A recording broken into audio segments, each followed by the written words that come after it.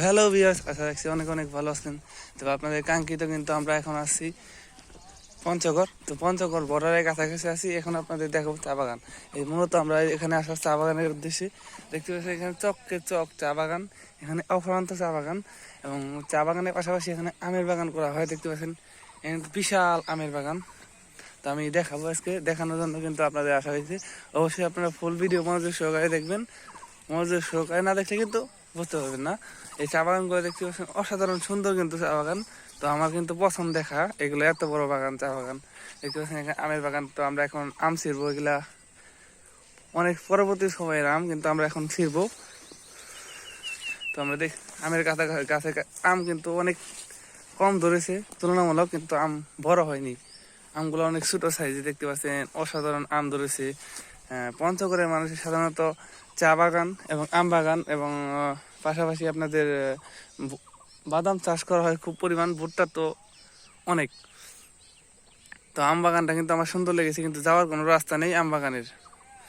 যাওয়ার রাস্তা থাকলে অবশ্যই আপনাদের যে দেখাইতাম, আম একটা ছিঁড়তে হবে। তো আম খাওয়ার খুবই ইচ্ছা, দেখা যাক কি হয়, আম সামনে কোনো বেড়া পাই নাকি। তো অবশ্যই আপনারা ভিডিওটা দেখতে থাকুন।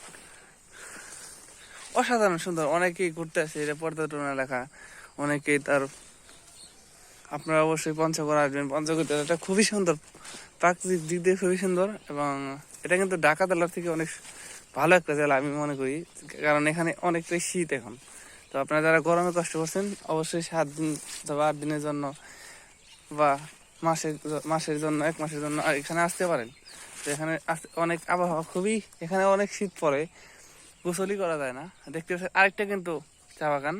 তো আমরা একটা চা বাগান দেখতেছি, আরেকটা চা বাগান এখানে আছে। তো আমার ভিডিও কিন্তু আপনার ফেসবুক, ইউটিউব দু জায়গায় থেকে পাবেন, যে যেখানে পাবেন অবশ্যই চ্যানেলটি সাবস্ক্রাইব করে রাখবেন। তো নতুন চ্যানেল খুলেছি, পাশে থাকবেন। তো আমরা একটা ব্রিজ পাশাপাশি দেখতে পাচ্ছি, একটা ব্রিজ পার হয়ে আমরা ওই পার যাবো। তো আম বাগানের নাগাল পাইতেছি না, তো আম বাগানের জন্য কিন্তু আমরা এগোচ্তেছি। তো আম বাগান কিভাবে পাওয়া যায় দেখা যাক। এখানে একটা ওই পার যেতে হবে আমাদের, ওই পার যাওয়ার পর কিন্তু আমাদের আম বাগান কাঙ্ক্ষিত। না হলে আমরা ভুল রাস্তাতে এসে পড়ছি। বিশাল একটা চক দেখতে পাচ্ছেন, এখানে আমরা ব্রিজ যাব ওই পাশে, আমাদের ওই পাশে পার হতে হবে।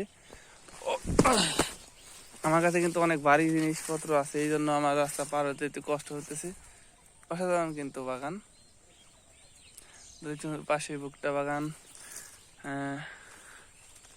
অনেক সুন্দর মানে দৃশ্যটা, এই জন্য আপনার ক্যামেরা বন্দি করলাম।